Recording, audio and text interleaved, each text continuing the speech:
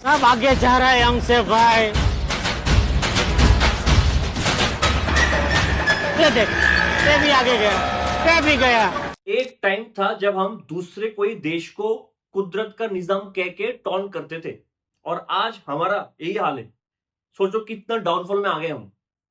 कल मैंने एक चीज कहा था कि इंडिया ने टॉस जीता था, पहले बॉलिंग चुना, ओवरकस्ट कंडीशन था और इंडिया ने पहले दिन 80 बॉल्स डाला है।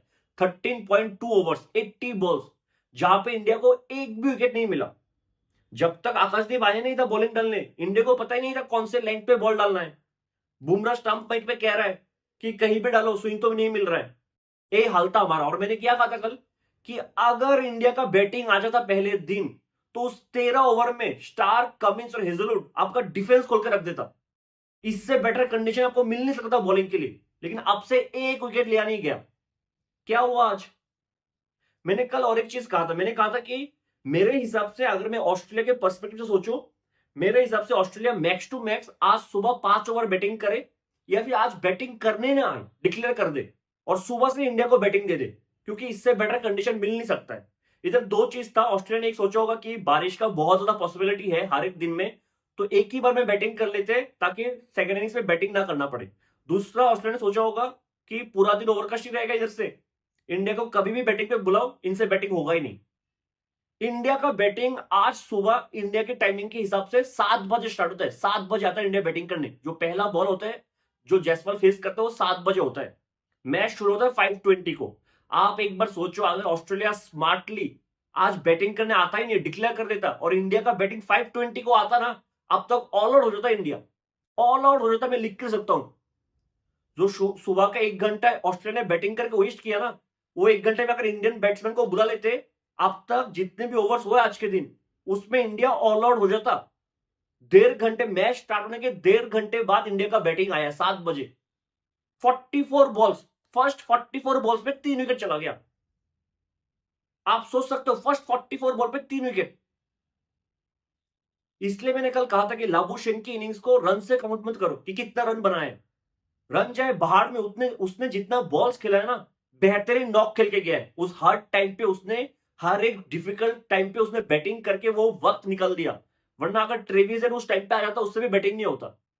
और हमारे टॉप ऑर्डर्स 15 मिनट्स 20 मिनट्स भी बैटिंग करना नहीं आता उनको। पूरा का पूरा मिडिल ऑर्डर 20 मिनट में ग्राउंड में आ गए बैटिंग करने के लिए। किसी से बैटिंग हो ही नहीं रहा है और ना ही हमसे बॉलिंग हुआ अच्छा। आपको ये मतलब गलत फहमी होगा कि अगर आप सोच रहे हो कि बॉलिंग तो हम अच्छा कर रहे हैं लेकिन बैटिंग नहीं हो रहा है। हम दोनों में ही खराब है, बैटिंग और बॉलिंग दोनों में ही। जो पिंक बॉल टेस्ट हुआ, जो पहला दिन आप याद करो, जब अंडर द लाइट्स मैच हो रहा था रात को, पूरा सेशन, थर्ड सेशन, जो सबसे डिफिकल्ट सेशन होता है बैटिंग के लिए, उधर मैक्सवेनी और लाबुशेन पूरा दिन बैटिंग कर गया। आपका लेंथ शॉर्टर था। अगले दिन आपने फुलर लेंथ डाला, ट्रेविस हेड मार मार के धागा खोल दिया, आपके पास बाउंसर नहीं था। एक था आपका दूसरे टेस्ट मैच में बॉलिंग। इस मैच में जब पहले दिन आपका बॉलिंग आया, 13.2 ओवर्स आपने डाला, ओवरकस्ट कंडीशन। एक बार नए बॉल के साथ एवरेज लेंथ देख लो ऑस्ट्रेलिया के बॉलर्स और इंडियन बॉलर्स का डिफरेंस देख लो, आपको समझ में आ जाएगा कितना शॉर्ट लेंथ डाला पहले दिन। ओवरकस्ट कंडीशन में आपको एक विकेट नहीं मिला। आज हेजलवुड जो बॉल डाला है, उसका पहला ओवर, पहला ball short of the good length से एक्स्ट्रा बाउंस, केएल राहुल रो रहा था, उसकी रिस्ट पे जाके बॉल गिरा है। विराट कोहली का हाल देखो बाउंसर पे, एक बार हाल देख लो बाउंसर पे। ऐसा कोई एक बाउंसर था जो ट्रेविस हेड को मारा है आपने, जहां पे ऑस्ट्रेलिया के बैट्समैन अनकंफर्टेबल था? एक बाउंसर दिखा दो मुझे, एक बाउंसर। नए बॉल के साथ लोग बाउंसर मार रहे हैं आपको। आप क्या कर, आप देख रहे हो बस। ट्रेविस हेड को बाउंसर मारा है सिराज ने, इनफैक्ट बुमराह ने लुल्ला बाउंसर देख देख के अपरकट कर रहे हैं, देख देख के पुल कर रहे हैं। मर मर के बॉल आ रहा है शोल्डर हाइट पे। और हमारे बैट्समैन और उनके बॉलर्स, डिफरेंस तो देख लो ना। लेंथ पे हमें पता ही नहीं होता कि कौन से लेंथ पे बॉल डालना है। जिस दिन फुलर डालना है उस दिन शॉर्ट डालते हैं, जिस दिन शॉर्ट डालना है उस दिन ओवर पिच बॉल डालते हैं।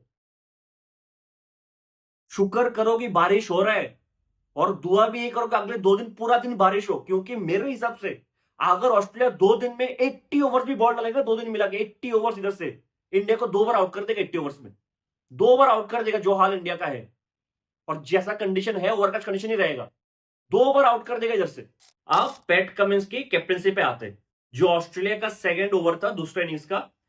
ऑस्ट्रेलिया के इनिंग्स का सेकंड ओवर, मतलब हेजलवुड का पहला ओवर।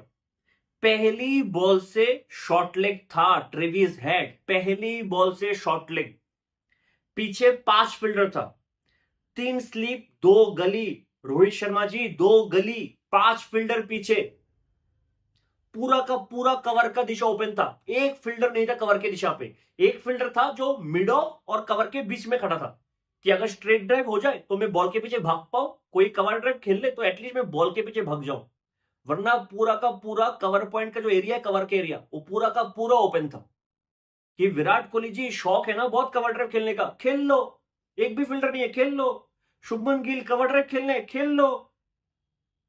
ये होता है स्ट्रेटेजी, ये होता है प्लान, कि आप इनको ना ये कर रहे हो कि तू भाई खेल के दिखा, तेरा फेवरेट जोन है ना, तेरा फेवरेट शॉट है, खेल के दिखा, हम भी इधर ही खड़े, तू भी इधर ही मारो।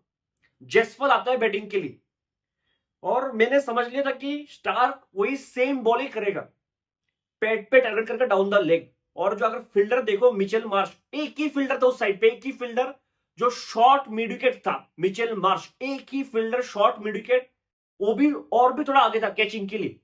उन्होंने वो फील्डर सिर्फ जसवाल के लिए रखा था, उसके बाद वो फील्डर था भी नहीं। एक बार जब जसवाल आउट हो गया वो फील्डर था भी नहीं। क्या कैप्टनसी किया है पैट कमिंस ने। 17 ओवर का मैच हुआ है, मतलब 17 ओवर बॉलिंग की ऑस्ट्रेलिया ने। देखने लायक था, हर एक फील्डर्स कहां पे था, देखने लायक था। जसवाल को पहले एक बॉल डालता है जो थोड़ा सा बाहर की तरफ हिलता है, आउट से रेंज, उसमें चौका मिल जाता है गली के रीजन से। दूसरा ही बॉल पैट पकड़ लिया, जसवाल ने फ्लिक किया, हाफ हार्टेड फ्लिक, कोई भी पावर नहीं था, सीधा मार्श के हाथ पे। और वो फील्डर सिर्फ इसी बॉल के लिए, जसवाल के इसी शॉट के लिए रखा गया था, वो ट्रैप पे फंस गया, शॉक हो गया वो बेचारा, करो तो करो क्या।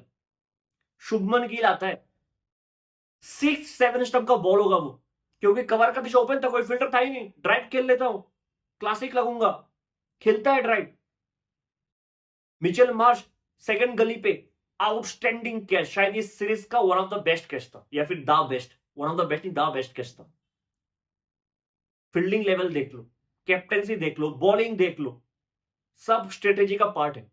और मुझे समझ में नहीं आता है, गिल ने इतना बाहर का बॉल था, आराम से लीव कर सकता है, 7th-8th स्टंप का बॉल था वो। आपके पास एक टेम्पलेट है, आपको पता है इस ग्राउंड पे कैसे बैटिंग करना है, आपसे पहले ऑस्ट्रेलिया ने बैटिंग किया है, कि नए बॉल के साथ ज्यादा से ज्यादा बॉल लीव करो। मैक्सवेल जो छोटा सा बच्चा है जिससे बैटिंग नहीं हो रहा है, जो रन नहीं बना पा रहा है, वो कितने सारे बॉल्स खेल के जा रहा है, वो तो स्टंप के क्लोज की बॉल्स पे छोड़ रहा है, लीव कर रहा है, और हमारे बॉलर ऐसे सर पकड़ के बैठा है, क्यों गलत लीव कर दिया, थोड़ा सा बॉल और इधर होता ना स्टंप उड़ जाता, लेकिन उसको पता वो क्या कर रहा था। हमारे बैट्समैन 7th-8th स्टंप का बॉल रश में, मतलब रन नहीं बनाना है, T20 खेलने लग गए लोग। अब विराट कोहली आता है क्रीज पे, एक चीज आप नोटिस करना, पता नहीं आप लोगों ने किया भी होगा, न्यूजीलैंड वाले सीरीज पे विराट कोहली एक बार मतलब खुद के गलती से ऋषभ पंत को रन आउट करवा दिया था, जहां पे रन नहीं था, सेंटर के हाथ पे बॉल लेके भाग गया था, ऋषभ पंत आउट था। फिर एक बार खुद रन आउट हो गया शाम को आके, कोई रन नहीं था, भाग गया था, किसके शायद मैट हेनरी का हाथ में रख के भाग गया था, डायरेक्ट हिट, रन आउट हो गया था। जो Virat Kohli running between the wicket के लिए शायद दुनिया में फेमस है, मतलब विराट कोहली, एबी डिविलियर्स और धोनी से तेज तो कोई भागता नहीं है इन बिटवीन द विकेट्स, इतना फिट है विराट कोहली। 8th ओवर डालना था हेजलवुड, 8th ओवर, गौर करना, 8th ओवर, पहला बॉल डालता है केएल राहुल को, बाउंसर, केएल राहुल पुल करता है, स्टार्क था फाइन लेग पे, वो भाग के जाता है, हमें लगा चौका होगा, लेकिन शानदार फील्डिंग करता है, आराम से 2 रन मिलना चाहिए था, आराम से 2 रन।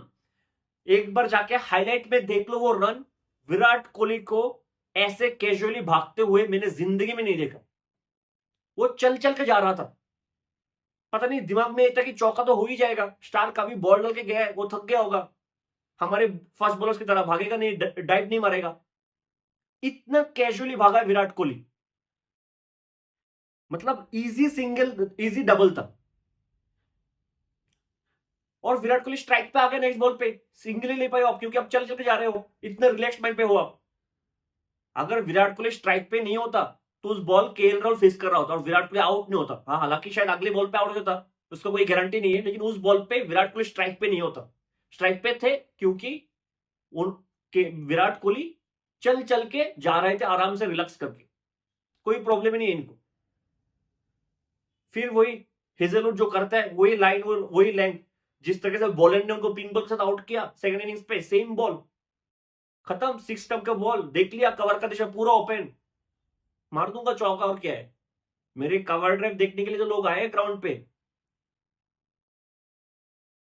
सबसे बुरा मुझे विराट कोहली लगता है, टू बी वेरी ऑनेस्ट, क्योंकि उनसे बेटर बैट्समैन इस टीम पे नहीं है और आप दुनिया में भी ढूंढोगे एक दो मिलेगा। विराट कोहली का ये हाल है। और टू बी ऑनेस्ट किसी को तो विराट कोहली के साथ बात करना पड़ेगा, और मेरे हिसाब से दो ही आदमी है जो विराट कोहली को समझा सकता है।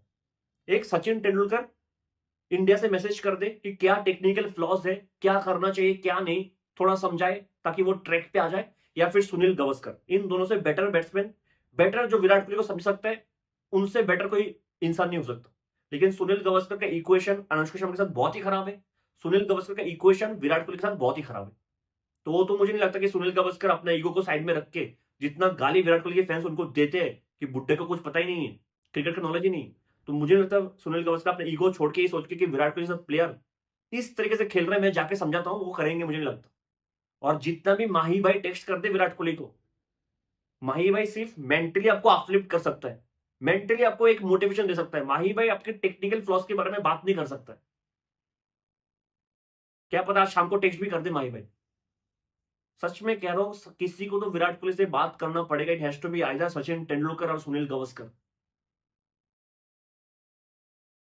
एक टाइम तक केविन पीटरसन को स्पिन खेलना नहीं आता था, वो दिलीप ट्रॉफी खेलने आ गया था इंडिया, इंग्लैंड से इंडिया आ गया था दिलीप ट्रॉफी खेलने। राहुल द्रविड़ से जाकर पूछा था कि मैं मुझे क्या करना है, मुझे समझाओ। ये मैं फालतू की बातें नहीं कर रहा हूं, किसी को तो बात करना पड़ेगा। और मुझे मेरे हिसाब से, मैं गलत हो सकता हूं, मेरे हिसाब से विराट कोहली को आईपीएल छोड़ देना चाहिए। अगर उनको मतलब उनका इंटेंशन ये है कि उनको लंबा खेलना है रेड बॉल क्रिकेट, अगर उनको लॉन्गर फॉर्मेट पे अच्छा करना है फिर आईपीएल छोड़ देना पड़ेगा। ये जो आईपीएल के लिए उन्होंने अपना गेम चेंज किया, थोड़ा बॉल के पीछे भागता, थोड़ा पेशेंस कम हो गया, थोड़ा लीप करना भूल गए कि बॉल को लीप कैसे करते हैं, हमेशा एक रश में रहता है कि रन बनाना है रन बनाना है। वो टी20 क्रिकेट से आया है और आपने टी20 इंटरनेशनल छोड़ दिया, बेहतरीन किया, अब आईपीएल भी छोड़ दो। मैं मजाक नहीं कर रहा हूं, अगर आप सच में विराट कोहली के फैन हो, as a better Virat Kohli के फैन हो, मुझे ऐसा लगता है कि अगर वो आईपीएल छोड़ देंगे तभी उनका रेड बॉल क्रिकेट में फॉर्म बेटर हो सकता है। जो टेक्निकल फ्लॉज है वो ठीक हो जाएंगे, थोड़ा बहुत अगर टाइम बिताएगा, थोड़ा बहुत काम करेगा खुद पे। क्योंकि मेरे हिसाब से विराट कोहली अभी इस स्टेज पे है, शायद वो टी20 क्रिकेट और टेस्ट क्रिकेट में बैलेंस ढूंढ नहीं पा रहा है, वो बैलेंस ढूंढ नहीं पा रहा है। और मेरे हिसाब से मैं तो चाहूंगा कि विराट कोहली आईपीएल ना जीते चलेगा, लेकिन 100 सेंचुरी तो मारना है, क्योंकि आपने इतना उम्मीद दिया सबको। मैंने ये चीज पहले भी कहा था, आई विल फील चीटेड, कि अगर विराट कोहली का 100 सेंचुरी नहीं आया और उससे पहले वो रिटायर हो गए, आई विल फील चीटेड कि बचपन से मैंने फिर आपको क्यों सपोर्ट किया, क्या सपोर्ट किया, मतलब इतना सपोर्ट था कि आप करोगे करोगे। हर 2-3 मैच में आपका सेंचुरी था और आपसे भी रन नहीं बना पा रहे हो आप। जहां पे केन विलियमसन सेंचुरी मार रहा है, स्टीव स्मिथ फॉर्म में नहीं था, वो भी सेंचुरी मार गया, क्या शानदार इनिंग्स था। और जो रूट के बारे में तो बात करने फायदा नहीं है, कुछ तो करना पड़ेगा। क्या और एक साल खेलने आईपीएल खेल लो फिर छोड़ दो, वरना बहुत मुश्किल हो जाएगा। मुझे लगता है कि बैलेंस ढूंढने में थोड़ा सा तो प्रॉब्लम हो रहा है टफ सिचुएशन पे। अगर विराट कोहली के एवरेज देख लो, शायद पहले टेस्ट में पहले इनिंग्स पे उनका एवरेज 11 है शायद इस एक साल में। फर्स्ट इनिंग्स बैटिंग करते हुए विराट कोहली का बैटिंग एवरेज 11 है। क्या ये जस्टिफाई करता है विराट कोहली द बैट्समैन को? 30-40 भी कम है विराट कोहली के लिए एवरेज, 11 का एवरेज है पहले इनिंग्स से बैटिंग करते हुए। शुभमन गिल का इंडिया के बाहर आने नहीं है टेस्ट मैच पे, गवा के बाद 2021 के बाद इंडिया के बाहर आने नहीं है बैट से। तो अब क्या कहोगे, ना बैटिंग हो रहा है हमसे ना बॉलिंग हो रहा है। एक ऋषभ पंत था जो ऑस्ट्रेलिया में जाकर अच्छा करता था। आप यकीन नहीं करोगे, सीरीज शुरू होने से पहले मेरा एक दोस्त ने टेक्स्ट किया था कि ऋषभ पंत का जितना हाइप बन रहा है इस बार, क्योंकि उसने ऑस्ट्रेलिया में जाकर बहुत अच्छा किया है, ऑस्ट्रेलिया को बैकफुट पे डाला है, ऑस्ट्रेलिया कुछ ना कुछ प्लान तो लेके आएगा। और मुझे नहीं लगता, मेरे दोस्त ने कहा था कि वो ऑस्ट्रेलिया में इस बार रन बना पाएगा, क्योंकि ऐसा हमेशा होता है, जो हाइप लेके ऑस्ट्रेलिया में जाता है ऑस्ट्रेलिया उसके लिए कुछ अलग कर लेके आता है। ऑस्ट्रेलिया इतना आसानी से हार नहीं मानता है कि हमेशा ऋषभ पंत आकर हमें ठोक के चला जाए। मेरे दोस्त की बात सही निकल रहा है। कितना इनिंग्स हो गया, अभी 5 इनिंग्स हो गया, ऋषभ पंत का अभी तक रन नहीं आया। जिस ऋषभ पंत को जानते हो, रन नहीं आए। एक बेहतरीन बॉल डालता है पैट कमिंस, ऋषभ पंत भी आउट। बहुत ही डिसअपॉइंटिंग परफॉर्मेंस हमारा। 17 ओवर हमने बैटिंग के, 17 ओवर में 4 विकेट चला गया, आप सोचो 17 ओवर में। और शुक्र मनाओ कि बारिश हो रहा है, मैच नहीं हुआ पूरा दिन। अगर पूरा दिन होता तो इंडिया का सेकंड इनिंग्स भी आज ही स्टार्ट हो जाता। ये आपको भी पता है, मुझे भी पता है। अगर 98 ओवर्स का मैच होता आज के दिन, तो इंडिया का सेकंड इनिंग्स आज स्टार्ट होता और सेकंड इनिंग्स में 2-3 विकेट गिर जाता। यही हाल है हमारा। जैसे ओवरकास्ट कंडीशन है, पूरा दिन मैच होता, सेकंड इनिंग्स में भी जायसवाल, गिल, कोहली वापस चले जाते और कल तक मैच खत्म भी होता। अब मुझे नहीं लगता कि हमें कोई भी बचा सकता है, सिर्फ बारिश ही बचा सकता है। अगर 10-10 ओवर का भी मैच होगा कल, 30-40 ओवर्स का भी मैच होगा, तो मुझे डर है कि इंडिया इधर उधर से भी ना हार जाए।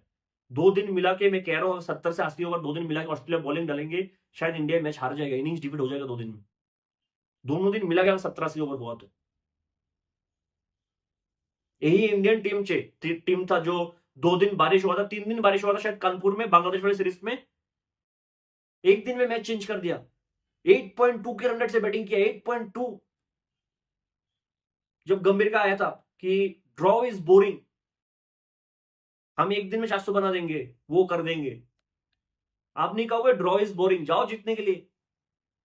10 ओवर में ऑल आउट हो जाओगे, जीतने के लिए जाओगे तो। बहुत ही खराब चल रहा है, बहुत ही खराब।